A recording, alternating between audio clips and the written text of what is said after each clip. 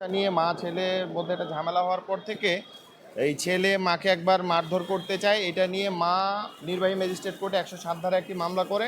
সেখানে ছেলে কোর্টে এসে মুচলেখা দিয়ে যায় যে সে আর এরকম কোনো ঘটনা ঘটাবে না। এর পরবর্তীতে ওই ছেলে আরও 6 মাস পরে মাকে হত্যার উদ্দেশ্যে মাথায় আঘাত করে এবং মা একদিন মেডিকেলে ভর্তি থেকে তারপরে আবার কোর্টে এসে উনি মামলা করার পরবর্তীতে কোর্ট তাকে সাবধান করে দেয় যে না, আপনি এই ধরনের কোনো ঘটনা ঘটাবেন না। মায়ের সাথে মিলেমিশে মায়ের জিম্মায় তাকে জামিন দেয়।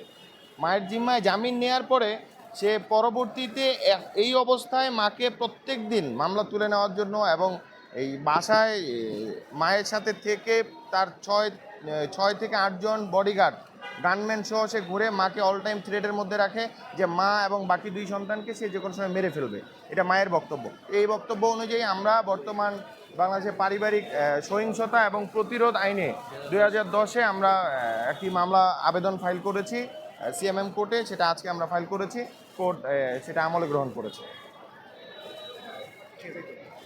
মানে মামলা